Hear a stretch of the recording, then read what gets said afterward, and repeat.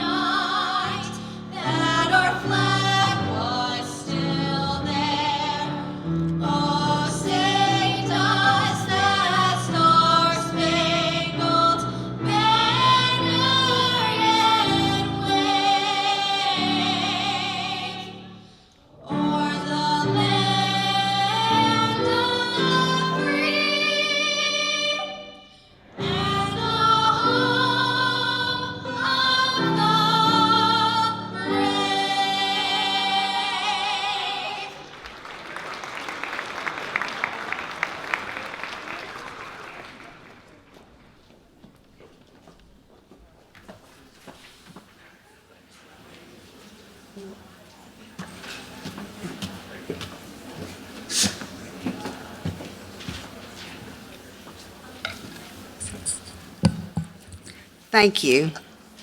On behalf of Jewish Federation's Holocaust Memorial Committee, we'd like to welcome you to our 61st annual Yom HaShoah Commemoration.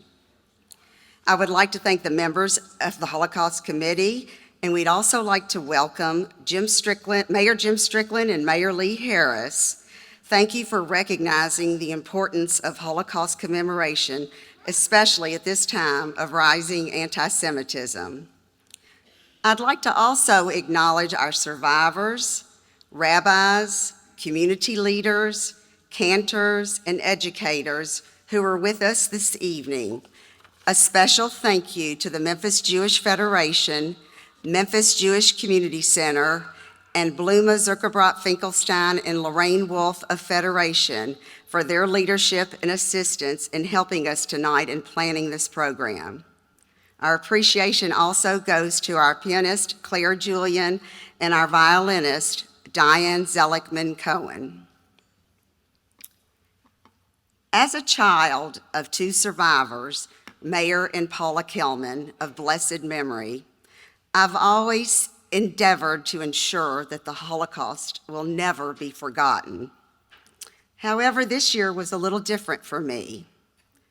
Let me take you back to July 16th, 1984, as my dad, who survived Blazin, Auschwitz, and Flossenburg concentration camps, held his firstborn grandchild in his arms.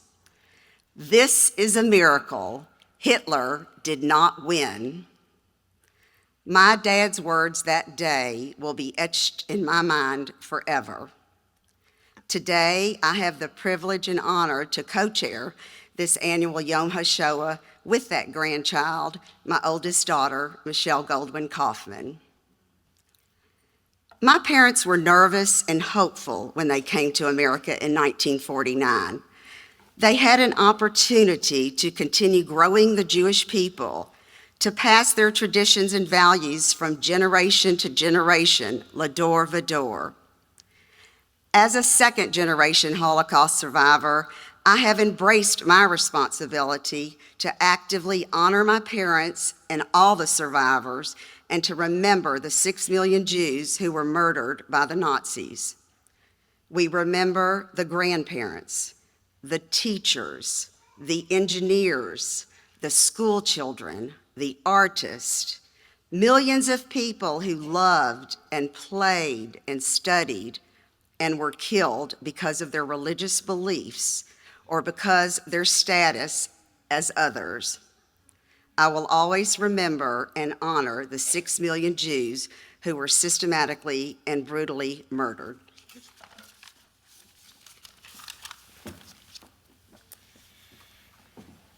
As we grieve the almost incomprehensible losses of the Holocaust and honor the resilience and fortitude of survivors, we must commit to preserving space for remembering those who perished and to engaging in ongoing action to ensure that atrocities like those of the Holocaust do not happen again. In a climate of rising anti-Semitism, prejudice, and othering, it is our collective obligation to continue to educate about the Holocaust, not just the persecution and the murder that occurred during the Shoah, but also the slowly building vitriol that preceded it. We also continue to be inspired by the perseverance of survivors, refugees who were determined not just to survive, but to thrive, to rebuild, to create, and to celebrate everyday miracles like the birth of a first grandchild. Tonight we gather together to remember the past, to acknowledge the challenges of the present moment, and to recognize that our legacy includes an obligation to educate and advocate for a better future. In that vein, I now want to recognize Jordan Bernardini, the 2023 recipient of the Belz-Lippmann Holocaust Educator Award. If you're here, you can. Yeah.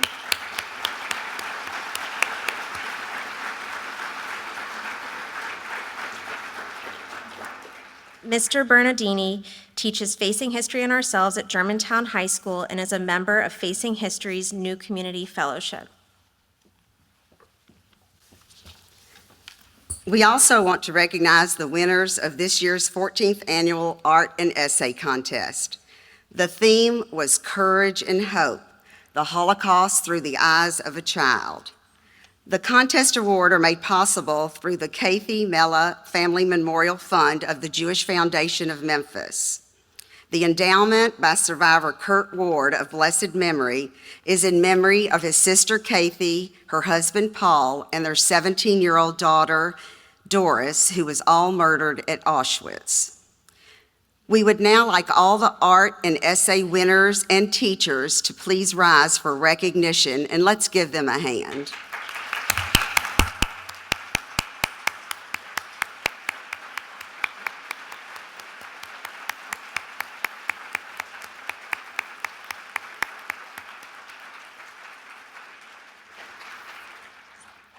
We encourage everyone to read the first place winning essay, which can be found in your program, and to view the winning art in the program and on display in the lobby following this program. At the conclusion of tonight's program, we invite the contest winners and their teachers to the front of the room for an award presentation and a group photograph. We now invite Shoshana Sanker and her children, Aiden, Kiwi, and Lila, to introduce our candle lighters. Following the candle lighting, Diane Cohen and Claire Julian will play a musical reflection.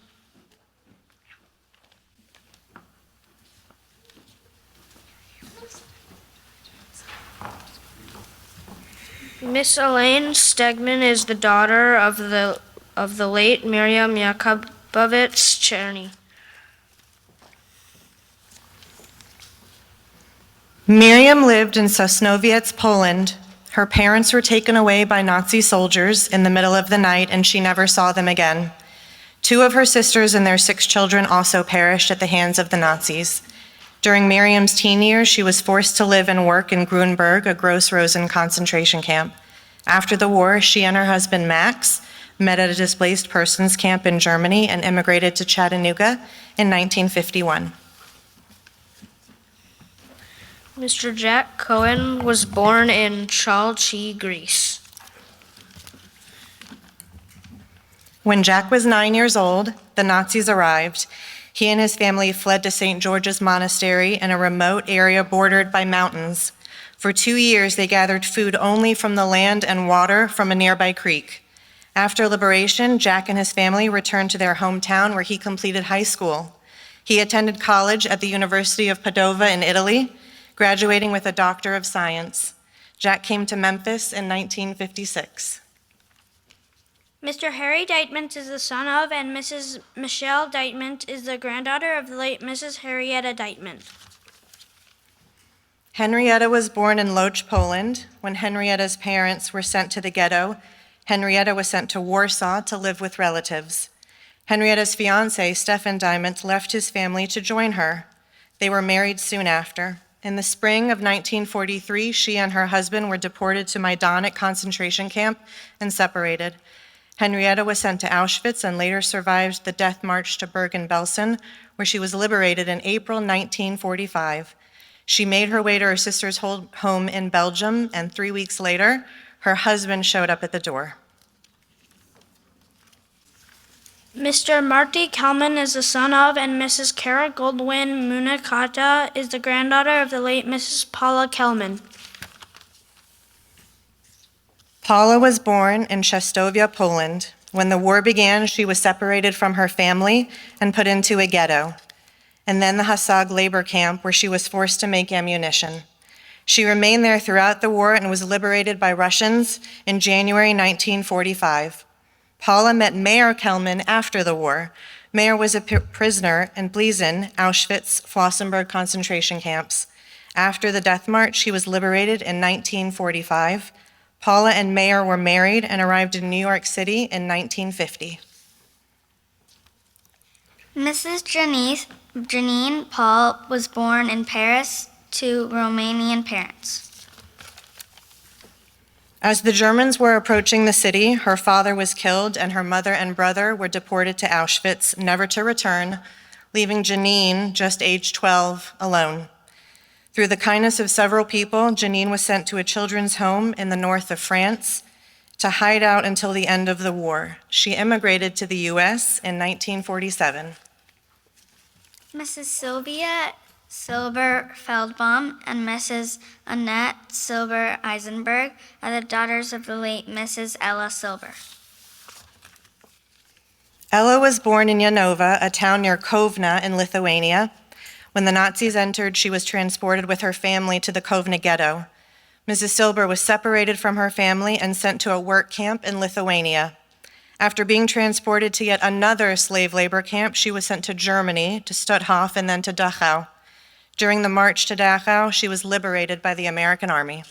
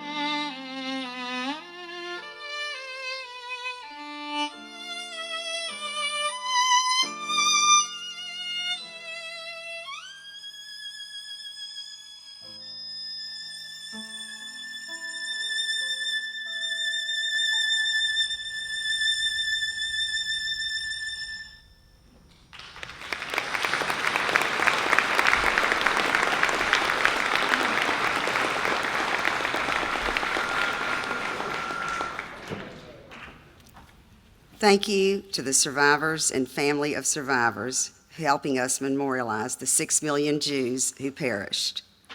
It is now my honor to introduce Tova Friedman. Tova is noted as one of possibly the youngest people to survive the Holocaust. You will soon hear from her in her own words about her story. Tova and her parents arrived in U.S. when she was 12 years old. She received her Bachelor of Arts degree in psychology from Brooklyn College and a Master of Arts in Black Literature from City College of New York. Tova and her husband, Mayor Friedman of blessed memory, immigrated to Israel and lived there for 10 years, where she taught at Hebrew University in Jerusalem. After returning to the States, she earned her master's degree in social work from Rutgers University. She became the director of Jewish Family Service of Somerset and Warren counties in New Jersey for over 20 years, and she still works there today as a therapist. She recently authored her memoir, The Daughter of Auschwitz, which was an instant New York Times bestseller. Tova has 4 children and 8 grandchildren. Her daughter, Taya Friedman, is here with us today. On a personal note, I feel very grateful for the inspiring and thought-provoking conversations I've been able to have with Tova over the past few months. It is now my privilege to present my friend Tova Friedman.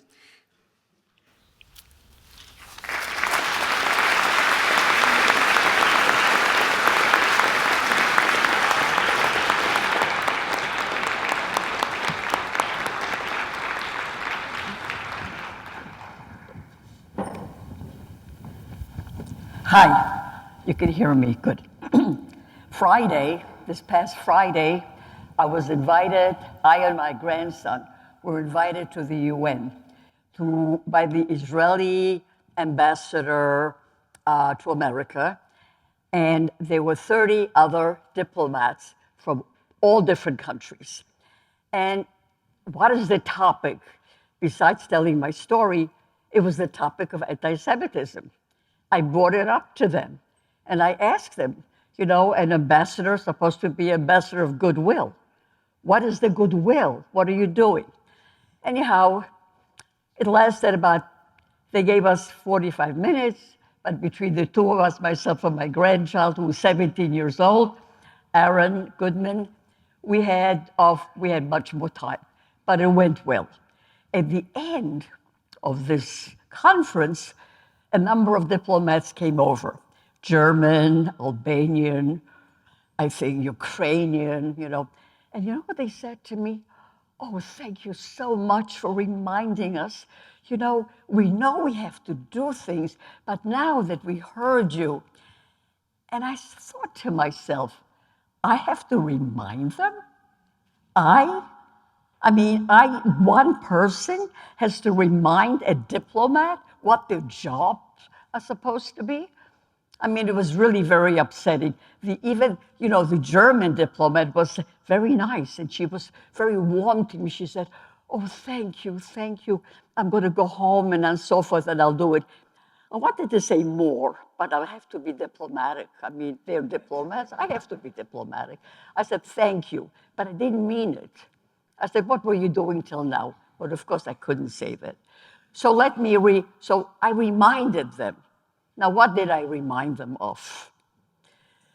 First, let me tell you what we talked about. I reminded them that I came from a little town in Poland called Tomaszów Mazowiecki. It's about a half hour from Lodz.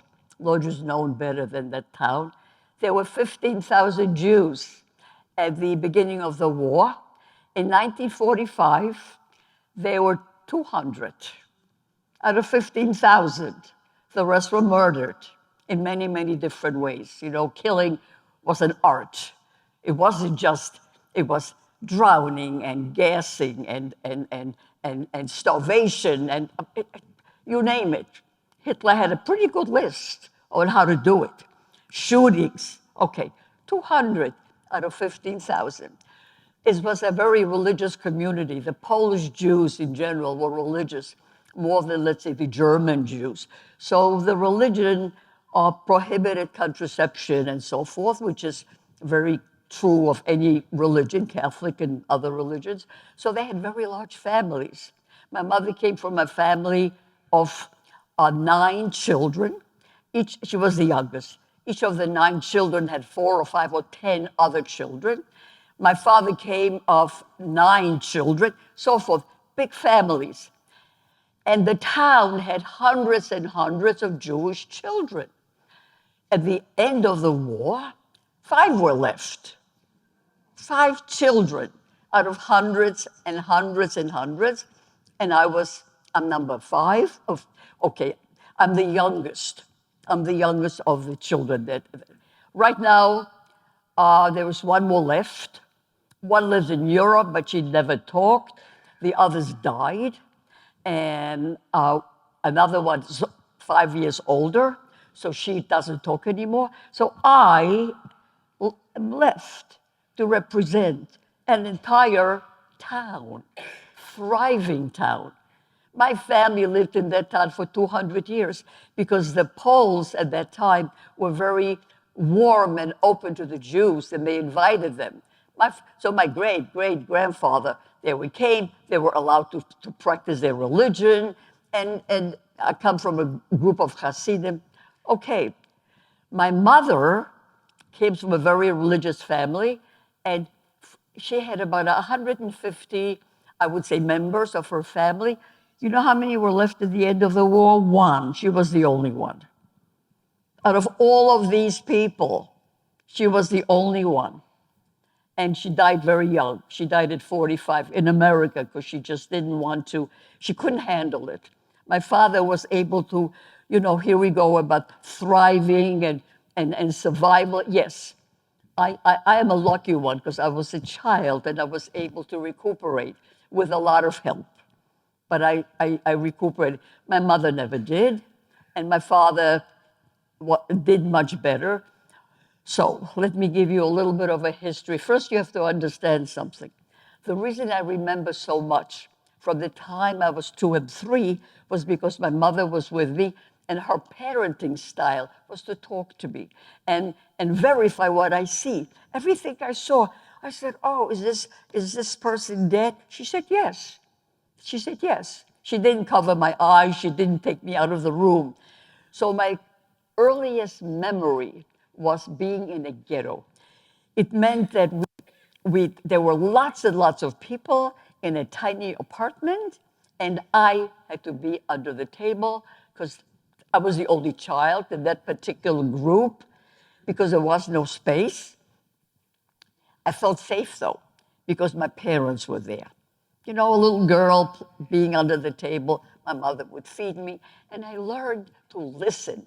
The reason I learned to listen is because my mother, whenever I said something, she encouraged it. She said, "Yes, yes, it's okay. Did I hear such and such?" "Yes, yes, you did, yes." So it made me feel psychologically and emotionally available and hearing. So I got to learn the steps of people. You learn a lot under the table. And I was there until almost till that ghetto was closed. I remember the death of my grandma. They came in, my mother's mom. They came in, they took her out, they shot her outside.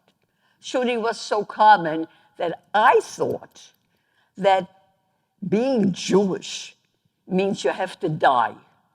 Now, I didn't know exactly what being Jewish was. I didn't know what Jewish was until after the war. And I said, "What's this that we were killing? What is this? Religion?" So I began to study it. And I'm studying every day since that time, every single morning. But what I'm saying is that I watched what was going on, and my mother allowed it. She, in fact, encouraged it. So my grandmother was dead. And after that, I had this very favorite uncle, Uncle James. He was what we call the intellectual. He came from Germany. He was educated in Germany, spoke a perfect German, and was a lawyer. And when Germany threw out all the Jews, he came to Poland. He met my aunt, who was only 17 years old, got married. And he thought, he's an intellectual. He's going to save us. He's going to be our savior. He went to the Gestapo and he said to them, I'm going to translate everything for you. They shot him on the spot. On the spot. He didn't even, So I remember my father coming and he said, "You won't see Uncle James anymore." So what happens is they killed all our teachers. They killed all our doctors. No doctor could come to the ghetto. No Jewish doctor was available. He was dead. And no German doctor would come to our ghetto. So typhus was rampant. So kids and adults and died of typhus. And the next thing which I want to tell you, which is interesting to me as an adult, I'm also a therapist, and I'm thinking about it. Why did they kill the children? As soon as they entered a ghetto, what were the two, I'm thinking in Hebrew, what were the two victims? What were they? The elderly and the children. The elderly, what I use elderly? What do you mean elderly? 40 and 50 and over. I didn't see, gray hair till I was much older in this DP camp in Germany. I didn't see that in Poland. They were shot right away because the elderly can't work. And another thing, you kill the elderly, you're killing the spirit of the family. You kill the grandparents, you're killing that which the glue which keeps the family together. So the way to destroy 6 million Jews, kill their families, kill them so that destroy that which keeps a nation together, which is, if you go through all different religions, it is the family. So the elderly, and then one day my father comes in and he says to my mother, by then I was 4. How do I know? I was standing by a table, and the table came up to here as a child, And he says to my mom, I just put them on a truck. I knew what that was, and his tears were coming. He wasn't crying out loud. By the way, crying out loud was a no-no. I never cried out loud because you could give away your hiding place if you're hiding. So I remember him sitting there. Tears came down, and I knew what happened exactly. He had taken his elderly parents. They were in their 40s. My father was in his 20s. So it wasn't like, elderly parents. And he took them on a truck because they were taken out of the city, not from a shtetl, out from the city, where they were placed open graves that he had dug. They had the able-bodied people, 20, 30 years old, strong, mostly men, strong guys, teenagers also, by the way, 15, 16, 17. There were those that were going to be alive because they're going to help with the war effort. So they would have them also do the dirty work. So he dug the graves for his parents, not he alone. It was a whole squad of people. Later on, those different graves, you dug the graves for your children, because that's how the children were killed also in the beginning. They were undressed. By the way, undressed seems to be the way, I'm trying to think why we were naked so much. I don't know if you've seen movies about it. I think it's because clothes make you human. Take away humanity, and it's easier to kill. So they took my grandparents, undressed them, put them by the grave, open grave, shut them in the back, and you never had to touch them. The bodies were there. And then people like my father would have to take them and bury them, or just take the grave and cover it up. In fact, when I went to Poland, I want you to know that to me, Poland is just a gigantic city of graves. Every place you go, there is a communal grave. So kids were disappearing. I was hidden, not really hidden, but I wasn't visible. My mother taught me from the time I was little, don't be visible. Don't be visible. Don't talk to people. Don't look. Don't have eye contact. She explained to me what eye contact was, that if you look at somebody, they recognize you. If you never look at anybody, they won't recognize you. So children were gone from typhus, from shooting, for terrible hunger, and the elderly were gone. All the teachers, all the doctors, all the lawyers, all the rabbis. We were like left without any kind of structure. I mean, in a rabbi, you know, there's a religious community. You go to a rabbi, you get a little bit of comfort. You talk. The rabbis, they were the first. They were the first. And my mother, whose family was so religious, and she lost 150 people, she had so much trouble with God after the war, because she said those were the people who were always in a synagogue, who prayed, who studied, who did Judaism. They were the first ones. They were the first ones killed. So here we are in this ghetto, and they are moving us. That's another way. They moved you from place to place, from place to place, so you don't know where you are, and they moved you in secret, sometimes at night. And you didn't know where you were going, and you didn't know where your family had been moved. You see, by breaking up family, they broke your spirit psychologically. My mother kept saying to my father in Yiddish, you know, I don't know, I speak, my languages are weird because I don't seem to have a mother tongue. A little Polish, a little German, a little Yiddish, a little Hebrew. So different words come into my head. But I remember her saying in Yiddish, Wie sind denn alle? Where is everybody? Where's my family? Where's my brothers? Where's my sisters? No way. There was no communication because you would be killed. Immediately. Radio, you know, a newspaper, letters, closed. So you didn't know you were like left. You didn't know where anything was. So they took us and they began to shoot.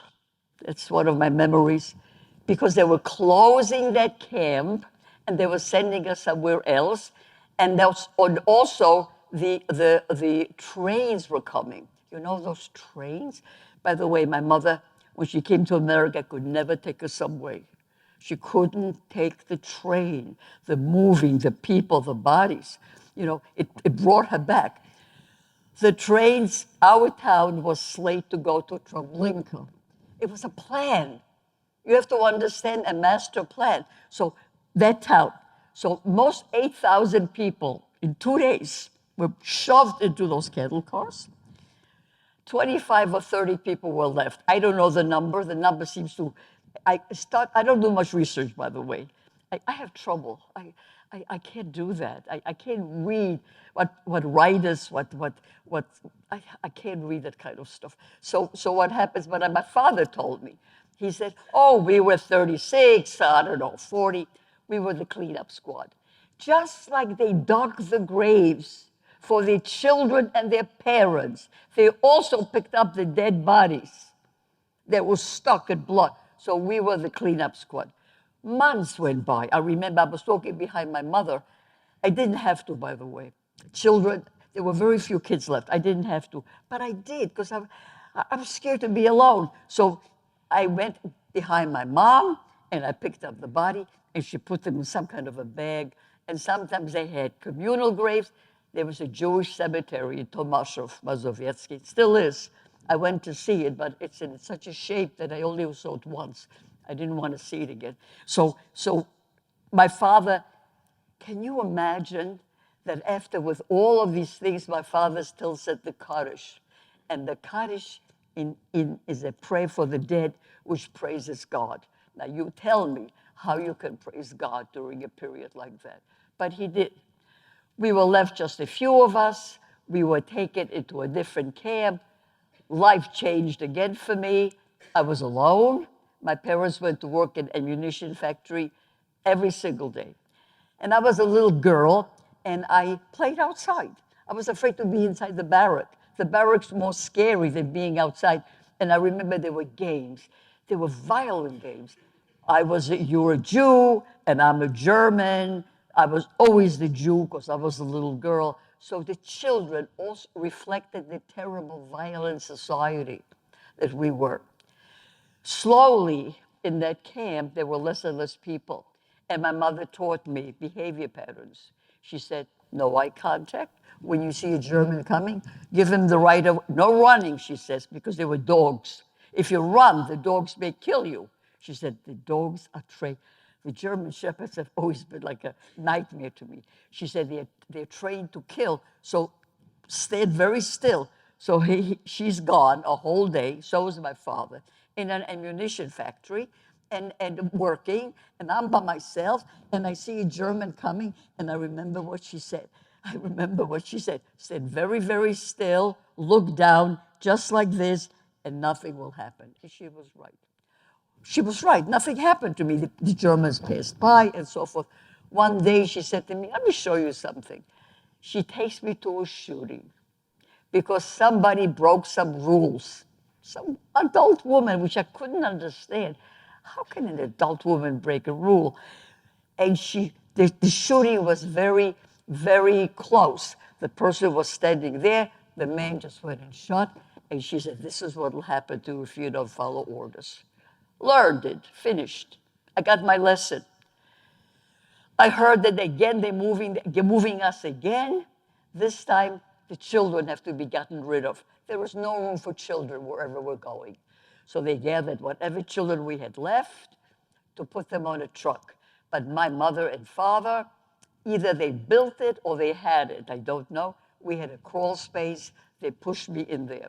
And from that little window up there, all my friends I played with went on trucks. I knew I'd never see them. My mother had her hand on my mouth, and it was like black and blue. For weeks after that, I couldn't go out anymore because I wasn't supposed to be seen.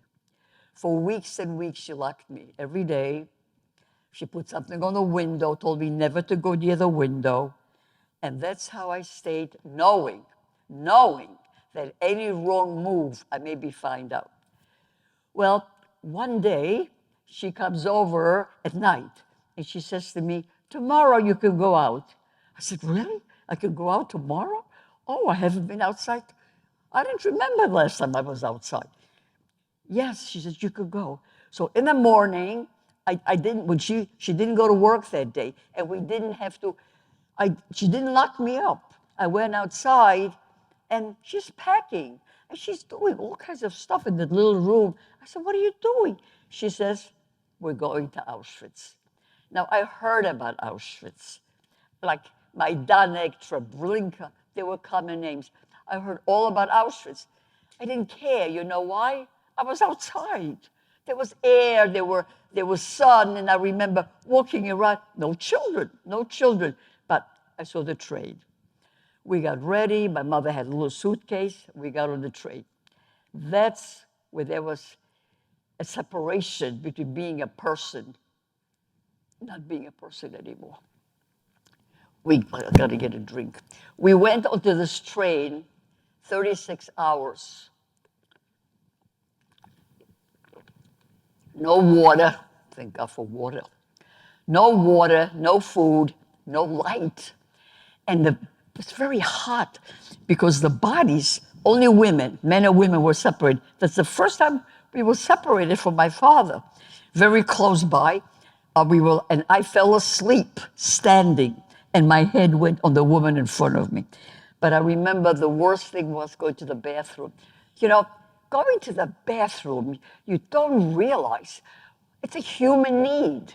And I kept saying, Mom, I have to go. And she couldn't even hear me. And then I realized it. She didn't tell me. I went where I stood, because everybody else did. 36 hours of standing and having such, I can't describe even the smell and the screaming, because these women knew where they were going. They knew Auschwitz, Birkenau, not only Auschwitz.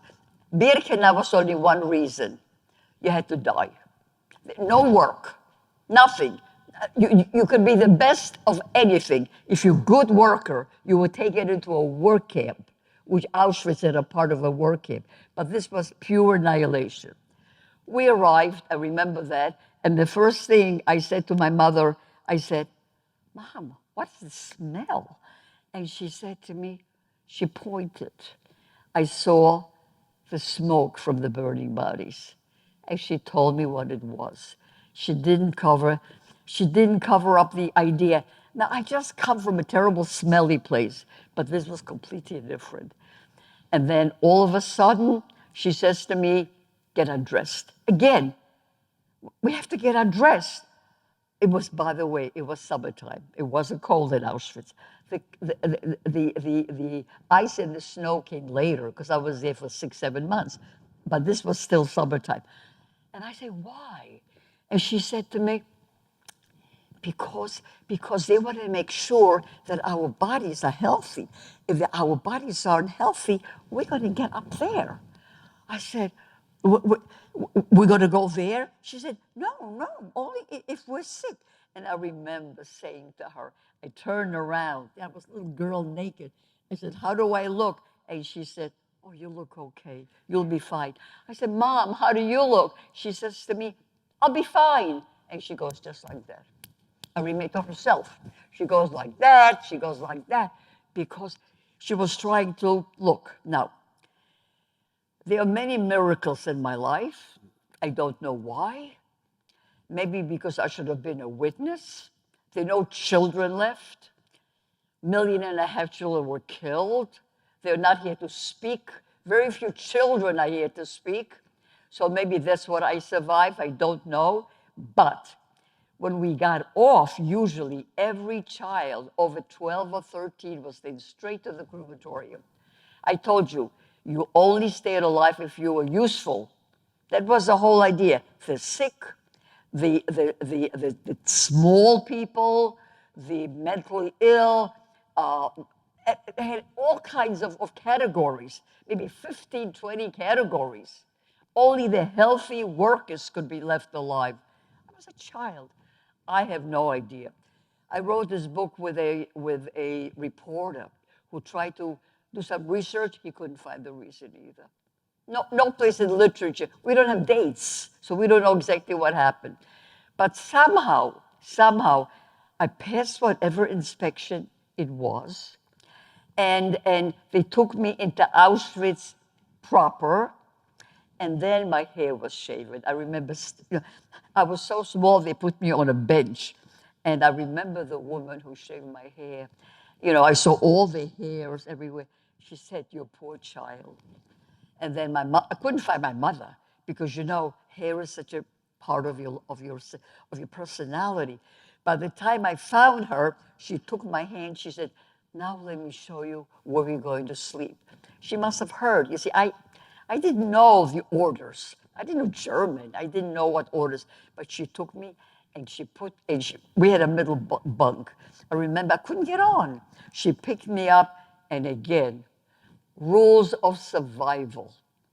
Rules of survival. You can't go to the bathroom when you want to. I said, "What do you mean?" She says, "You have to go twice a day with no other children, by the way, in the morning and at night." I said, what if I have to go in between? And she said to me, "You'll be shot." Immediately, I learned how to control myself. I didn't even tell her when I had to go. I knew the consequences. So I went with a group. I don't know if anybody has been to Auschwitz, but the bathrooms were like slabs of board with gigantic holes cut out, gigantic. I was a little girl and I fell in. I was holding on and I fell in. And I had Mark all the way to the top here. And I remember she couldn't even get me out. I had no hair. So then she hosed me down. But the smell permeated a whole day from we had no soap and very little water. So from then on, I learned very quickly. And then she taught me this. She said like this: you're going to get a tin bowl and a cup and a spoon. If you lose any of it, you won't get the food, because the people who dish the food out don't look at your face. They take your hand, you get stuff, and somebody will steal it from you, and they can have 2 portions, and you won't have anything, and you'll die of starvation. So from then on, I was so careful that I put my bowl among my, we had some little blankets. I guarded it. Every 10 minutes, I looked at it to make sure it's there. Again, she taught me. I learned how to go to the bathroom. I learned, it's interesting about children. People think children don't know. I knew everything. I was 5.5 by then. I knew absolutely everything. One time we were standing, appel. I know appel was one of the terrible things. You stood for hours. That's before the tattooing. Before they tattooed you, they counted you. And I stood for hours, and I remember a woman. For years I said it was a woman, and somebody said, you were a child, you don't know. There were no women SS, German police. And I said, yes, yes, yes, I know woman between, I know the difference. I said, she wore a skirt. Well, I looked it up on the internet. There were 5 women working there from the army. So I knew that I was right. Anyhow, this woman, I was fidgeting. I tried to be in the back on the line, but after 4 hours, she took me out of the room, of the thing, of the line, and she began hitting me. And here were my thoughts. I had those thoughts. I said, okay, kill me. I remember looking up at her like that. I said, hit me as much as you want. You'll never know how much you hurt me. I'm not a hero, by the way. This is common. You had to fight back somehow. The only way that you had was not to show how much they hurt you, not to give them the satisfaction. And as a child, I knew it. Like I was born with it. I don't know. Nobody told me that. So anyhow, let me just go a little bit fast forward. I got very, very, very ill because from the mug that I fell into. And everybody who was sick was killed immediately, useless. Somehow I recuperated, and then they took me away from my mother. And that's when, again, my life became different. I was alone with other children.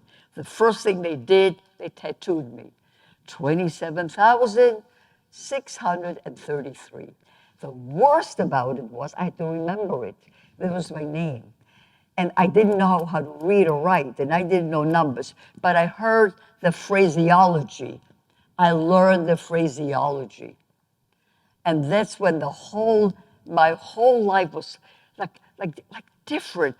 The kids, we weren't friends with each other. We anticipated to die because each barrack every so often was empty.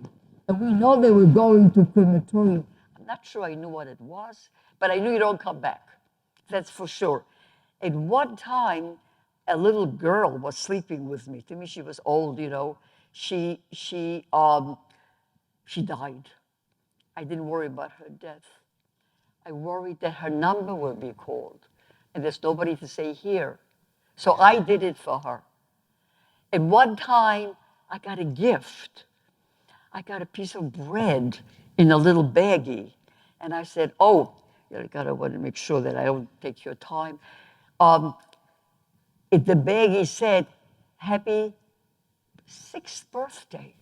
I didn't know I had a birthday. I was 6, and my mother somehow got me a gift, but I never got to eat it because I was hiding it for later. And big rats came and ate it all up. That was the end of that. And then one day they said to us, come, you're going to have a great breakfast. I cannot tell you the joy of food. There's no description. The hunger is, I tell you this, the words cannot say it. So, but I knew what it meant. It meant we would go to the crematorium because before every crematorium, at least with the children, you got a great breakfast. It was like porridge, something brown, light brown, like coffee, and sweet, and mushy, and hot. And I said, I don't care what happens after that. I remember saying, I just don't care. I just want to eat. And we ate, then we got dressed, and we started walking to the crematorium. I knew where we were going because the barrack before the children disappeared. They were gone. I'm going to skip something in case maybe later on, but okay, let me say this. I have not seen my mother or heard from her for such a long time, I forgot I had a mother. You forget, your life has changed, and all of a sudden, as we're going to the crematorium, it was about a 15-minute walk, I heard my name, and I said, Who's that? My name? Who knows my name? I have a number. I don't know my name. And I said, it's my mother. And I remember she saying, where are you going? And I said, to the crematorium. And they started screaming and yelling. There were lots of women. They separated men from women from different ages. There were groups, categories everywhere. And I turned to the little girl next to me. I said, why are they so unhappy? I thought every child, every Jewish child goes to the crematorium. Anyhow, we went there. It was freezing outside. And we went down the steps. It was a gigantic room, cement all over. And there was numbers with hooks. And they say, memorize the numbers because you're going to come out from the shower and you will take your clothes. And that sounded fabulous, right? But we were hungry, tired, and starving for hours. I don't know what happened. Another miracle, I don't know. My Malcolm, who helped me write the book, because he was a reporter, couldn't find the information. They send us back. Send us back. On the way back, the women are still outside, but it's dark. And they say, what happened? I said, I don't know. They'll get us next time. It was like, that's what happens to Jewish children. Within a very short time, my mother appears, and this is what she says to me. The Russians are coming, and they want us to go to Germany. She says, look at me. I'm swollen, I'm freezing, I'm cold. She said, I'm going to die. I'm going to die on the trip. By the way, it was called the death march. 95% people died. She said, you will survive. You cannot be left alive by yourself in this world. I don't want you to survive by yourself. I want you to die with me. We're going to stay in Auschwitz. We're going to hide. She said, will you die with me? I said, yes. By then I was 6.5. I knew exactly what was going on. We got out of the barracks somehow, and she had probably planned it ahead of time. And we went into a hospital, only women. She walked around finding a corpse that met certain needs.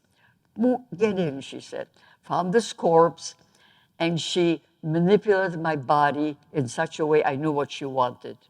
My breathing should be very shallow, so nobody should know I'm there. And she disappeared. Within no time, I heard boots. Don't forget, I always heard feet because of my hiding when I was younger, and now I'm lying there. And somebody stops by my bed. Not a sound comes off my mouth, nothing. I stopped breathing. And she had put my face towards the floor. You know, she did it this way, and my feet she manipulated me. Like, so I shouldn't be seen. I don't know how long I could have kept my breath, but it was a German, of course, looking for killing people. The place was, the Russians were days away. They were dead. The Auschwitz was full of dead. And they're coming to a hospital to shoot those who aren't getting up fast enough. It was a crazy, and the chaos outside and the noise, but I'm lying there with that movement. And then I smelled smoke. And I said, my mother said that I can't get uncovered. Oh, she said this to me, only I'll uncover you. I said, I can't breathe. And all of a sudden she uncovered me and she said this in Yiddish, they're gone. They had all run away together with 50,000 people, under duress with guns, which most of them died on the road, which is called the Death March. So this was January 25th, 2 days before the Russians arrived. And 2 days later, there came the Russians. And had they been a week later, I wouldn't have been here because their machinery of killing increased very, very quickly, very fast, because the idea was leave no witnesses. So here am I and my mother survived, and we went back to Poland. That's another story. And then my father joined us. He was in Dachau, and he survived. So the family was gone. Three of us, very, very seldom. I had no siblings. So here am I. I'm the witness. Now, the reason I'm telling you all this, it's not my story only. Multiply it by 1.5 million, because, one thing I did find out, which may be sort of relevant, is that I arrived to Auschwitz on a Sunday. That's what I read it in a book. I don't know how true it is, but it was in a writer who wrote a book about that transport. And he said the Germans were Christians. Now tell me what kind of Christians they were. What kind of Christians are they? But they didn't want to work that much on Sunday. So they had 4 crematorium going. They didn't want to start up the 5th. So they didn't take me in. So had I gone on a Monday or a Tuesday, I wouldn't have been here. What I'm saying is when I speak, I remember the 1.5 million children who aren't here. And it's as if I'm putting a stone on their monument, on their grave, because there's nobody to do it. I just want to thank you.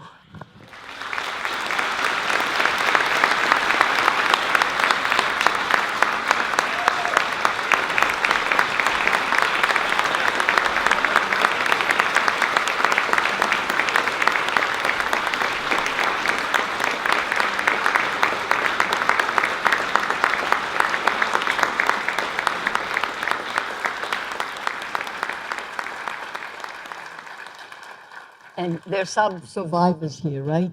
There are some survivors. I see one survivor. Yes? I just want to say that we are so lucky, right? But we are here to tell our story. My father couldn't talk. My mother couldn't talk. And I know people who took all their numbers, so not to remember. I want to tell you, that's our duty. We have to, that's what I wanted to tell the diplomats. I have to remind them about anti-Semitism. But those who are here, I don't know how many, please. I don't know how long I'll be here, but you have to talk. I just want to mention my grandson, 17 years old. He's now, today, on the March of the Living. You know this program? Yep. And he is my continuity, like all my grandchildren will be, like I see you are here, your continuity of your family, and then your children also, which is phenomenal. And we just have to do that. He put me on something like TikTok, which I never heard before. Now I know. My daughter worked for a chocolate company, TikTok. I thought it was that company, but it turns out to be. And what's amazing, it gives me hope. I'll tell you how. Millions of young people, 16, 17, 18, are asking questions. They are watching me and other survivors that are on that platform and asking questions. And that gives me hope that when I'm not here, we won't be forgotten completely. Thank you.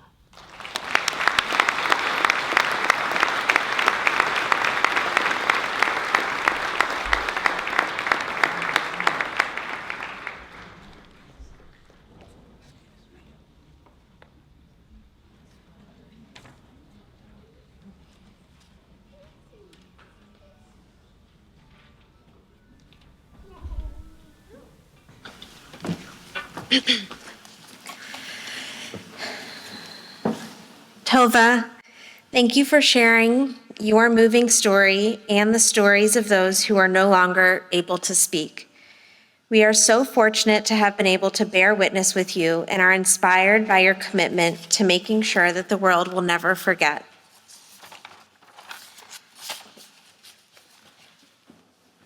The Ghetto Song will now be sung by our survivor, Sam Weinreich.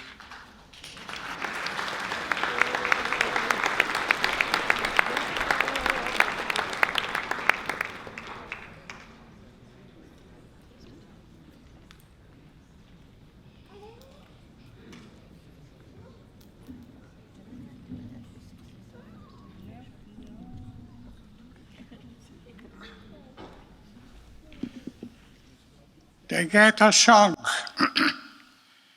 We are standing by the wall with hardback in defenseless, with our hands start hanging fall, just like a willow tree, the benches. Unto the void I stare, peering blindly into the denseness. Only the pain remain, the infinity. It is hard to say the wall through crowded dwelling, toll gates or ghetto walls, all the dice dispelling. Yet when you close your eyes, everything appeared like you're dreaming. Then you summarize the great white wall. Ghetto! In my memory, you never die. My dears, is your heartfelt on you only song. I see you all weeping, your treasures I see. I hear all your pleas. What will be, oi, what will be? At I get the walls, there is no room. Heartache, the hearts of plain. Oh yes, I know the pain. The pain always remains.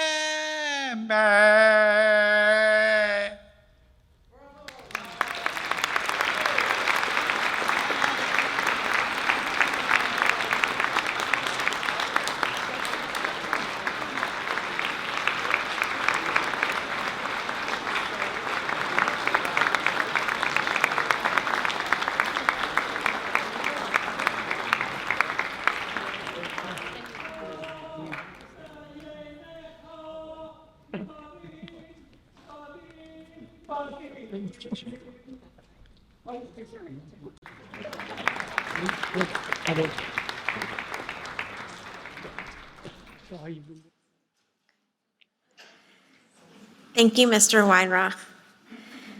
Please stand as we recite Tehillim and Kaddish, led by David Weinstone, Shelby Baum, and Rebecca Gerber, children of the late survivor Ted Weinstone. Following Tehillim and Kaddish, the El Maleh Rachamim will be led by Cantor Ricky Camp of Baron Hirsch Congregation.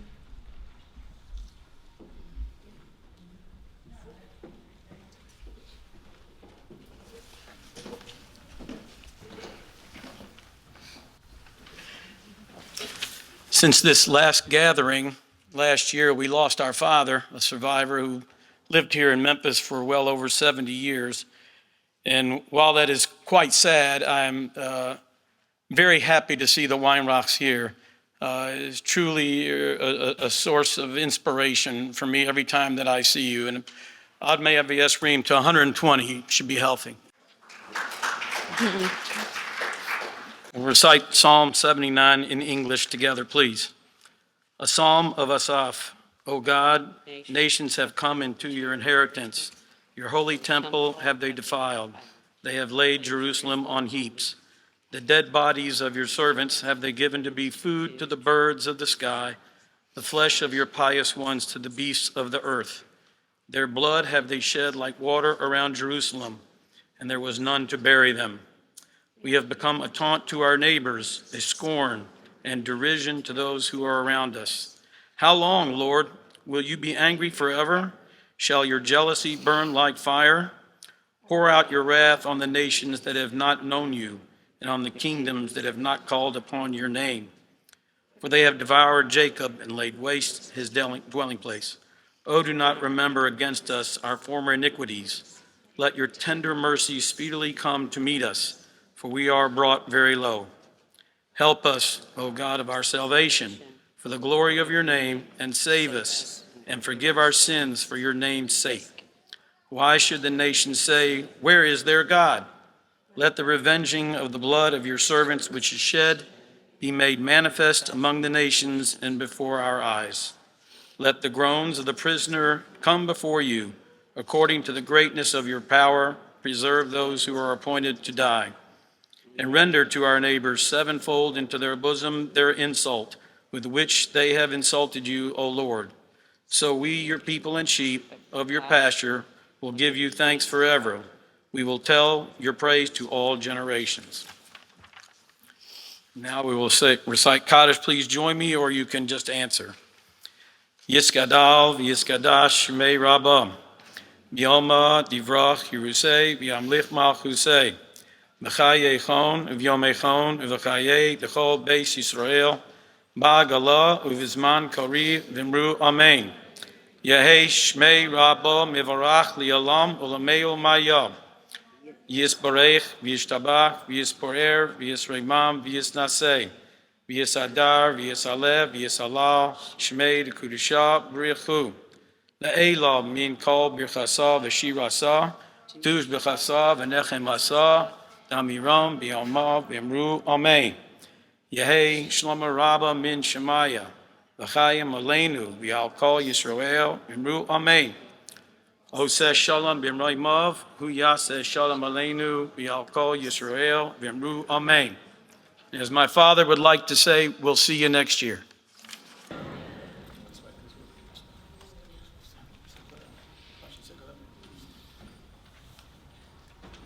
Thank you, David, Shelby, Rebecca, and Cantor Cam.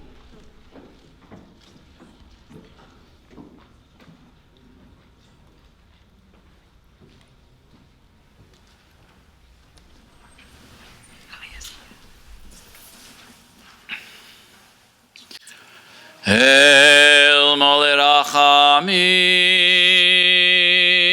Shochen Bamromim Hamtzei Menucha Nechona Al Kanfei HaShechina B'mahalas Kedoshim Utorim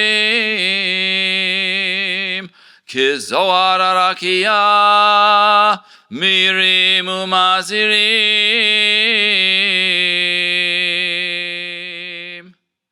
Lenishmas Shel Sheishes Milyonei Acheinu B'nei Yisrael Anashim Nashim v'taf Shenehergu Shenishchatu Shenisrefu Shenitbeu Shenechniku v'shenisfu Shenikberu V'shenikberu chayim al kiddush Hashem al yedei hatzorerim hagermanim anatzim yamach shemam v'zichram ba'avor shebeli neder nitain tzedakah v'yaras karas nishmosehem Began Eden menuchasam Lochein balarachamim Yastirein b'seser knafav Liolamim Vitzror achayim Es nishmosehem Adonai hu nachalasam V'yanuchu b'shalom al mishkevosehem V'nomar Amen.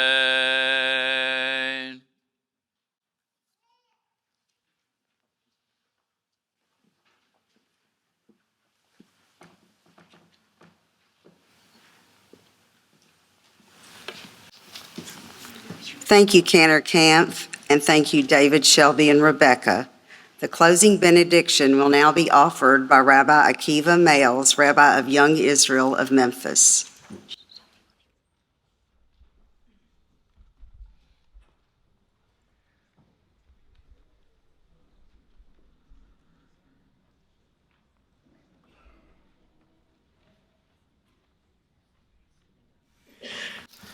Good evening, friends. On behalf of all of us here, I want to thank the Memphis Jewish Federation for putting together such a meaningful program. I was asked to deliver a closing benediction, and I found myself sitting behind two of our local mayors, Mayor Strickland and Mayor Harris, and a different thought came to mind. I was reminded of a story that I read recently about one of New York City's most iconic mayors, Mayor Ed Koch. Ed Koch personified New York. He was iconic, he was brash, he was outspoken, everything that everyone associates with New York. And Mayor Koch once met one of Israel's chief rabbis, Rabbi Yisrael Meir Lau, who was a Holocaust survivor, who had grown up as a child in Poland and had survived Buchenwald. And he introduced himself to Rabbi Lau, and he said, "I'm also a survivor." And Rabbi Lau was taken aback. Mayor Koch had grown up in New York City. What did he mean that he was a survivor? And he asked him about this. And Ed Koch replied as follows. He remarked that in the early days of serving as New York's mayor, he, together with a number of mayors from around the world, had taken part in a delegation in Germany. It was a meeting of all the world's mayors. And while they were in Berlin, they visited a museum and they were shown many artifacts. One artifact that they were shown was a globe that had actually stood on Hitler's desk. And as he got close to that globe and he looked at it, he saw there was writing on it. There were numbers. And he asked one of the docents there to explain what that was, and he said these were numbered by some of Hitler's associates, and they had done their research. What were the number of Jews in different countries and different cities around the world? And he was shocked as he turned the globe. He saw in one of the cities, I don't remember the name of the city, in Albania, he saw number 1. That one Jew in that city in Albania, that was something that was on Hitler's mind. But then when he turned it to New York, he saw an incredible amount of numbers there. And he looked around America and he saw more numbers. And he told Rabbi Lau, that's why I view myself as a survivor. Had we not stopped Hitler, had the Allied forces not succeeded, it was clear from that globe what his intentions were, what his aspirations were, and that all of the world Jews who are here today, in one sense or another, might view themselves as survivors.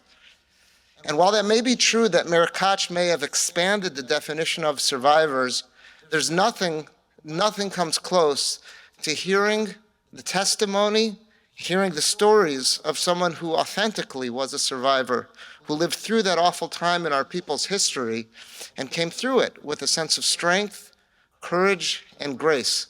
And therefore, on behalf of everyone here, I want to take this opportunity to thank Mrs. Tova Friedman.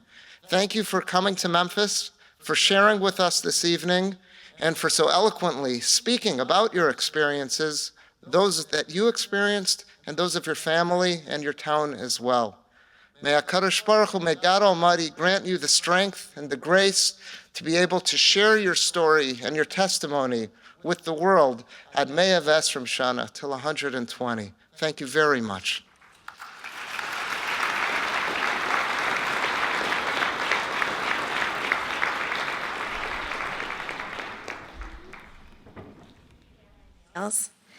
Please stand for Israel's national anthem, Hatikva, led by Cantor Arya Sandberg, longtime cantor of Anshe Svard Bethel Emeth Congregation, and Rabbi Cantor David Julian of Or Chadash Conservative Synagogue.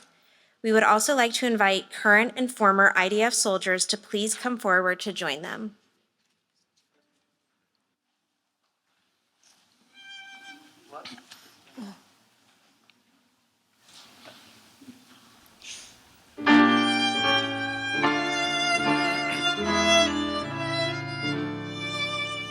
Kolot baleva kenima, nefesh yehudi omiyah.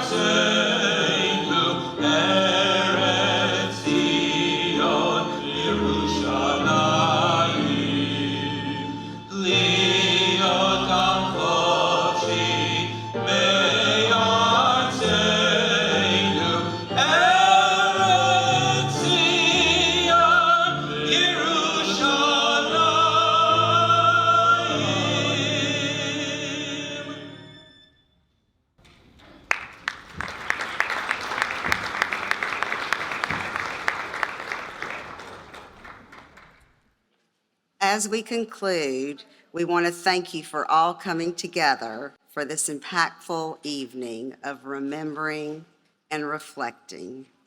Good night to everyone.